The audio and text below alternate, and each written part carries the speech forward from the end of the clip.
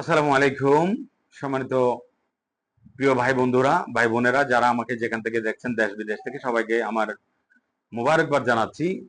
Doctor Mizanur Rahman Azhari হুজুরের এক নজরে কোরআন গ্রন্থ থেকে আজকে আমরা ধারাবাহিক পর্ব 36 এবং সূরা হুদের তৃতীয় পর্ব আলোচনা করব। এই পর্বে রয়েছে এই সূরা হুদের সেগমেন্টের প্রথম পার্ট হচ্ছে সত্য পথ অনুসরণ। যত কঠিন সময় আসুক হিদায়তের উপর টিকে থাকতে হবে। 2 নম্বর পয়েন্ট হচ্ছে অতীত মানুষদের দেখে শেখা। হেদায়েতের পথ ছেড়ে দিলে পরিণতি কেমন হয়, অতীত জাতিগুলোর কাছ থেকে সেই শিক্ষা নিতে হবে। 3 নম্বরের কথা হচ্ছে রবের করুণা। রবের ক্ষমার দরজা সবসময় খোলা, তাই ভুল করে ফেললে হতাশ না হয়ে দ্রুত তওবা করতে হবে। এটাই ছিল হচ্ছে সেগমেন্ট। এখন আমরা আলোচনা করব এই সূরার ফজিলত নিয়ে।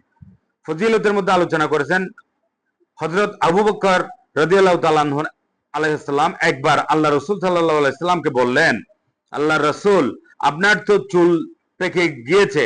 রাসূলুল্লাহ সাল্লাল্লাহু আলাইহি সাল্লাম জবাব দিয়েছেন, হুদ, ওয়াকিয়া, মুরসালাত, নাবা ও তাকবীর, এই সূরাগুলো আমার চুল পাকিয়ে দিয়েছে।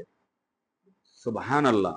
তিরমিজি 3297 সহিহ হাদিস। কি সুন্দর একটা ফজিলত, ডাইরেক্ট বলেছে, নাম ধরে বলেছে। কি? সূরা হুদ, সূরা ওয়াকিয়া, সূরা মুরসালাত, সূরা নাবা ও সূরা তাকবীর, এই সূরাগুলো আমাদের আল্লাহর নবীর কি দিয়েছে? চুল পাকিয়ে দিয়েছে। Cause and effect.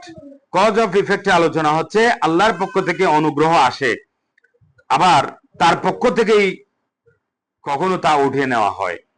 তাই উভয় অবস্থাতেই বান্দার উচিত আল্লাহর শুকরিয়া আদায় করা এবং বিপদে ধৈর্য ধারণ করা। সম্মানিত ভিউয়ার্স, আমরা যত আমাদের জীবনযাপন যাত্রা একটু সিম্পলিসিটি করি, আমরা হাজারো বছর চেষ্টা করলেও কিন্তু এই দুনিয়ায় সারা বছর থাকতে পারবো না। আমাদের দাদা দাদি, নানা নানি প্রত্যেক আত্মীয় স্বজন চলে গেছে। তা আমরা কার জন্য কি করি? সম্পদের পিছনে না ছুটে এই পবিত্র কোরআনকে একটু আঁকড়ে ধরেন। কোরআনের মধ্যে যে সুন্দর কথাগুলো আছে সেগুলোকে মন থেকে প্রাণ থেকে ভালোবাসেন, দেখবেন আমাদের জীবনটা সুন্দর হয়ে গেছে। আসসালামু আলাইকুম ওয়া রাহমাতুল্লাহি ওয়া বারাকাতুহু।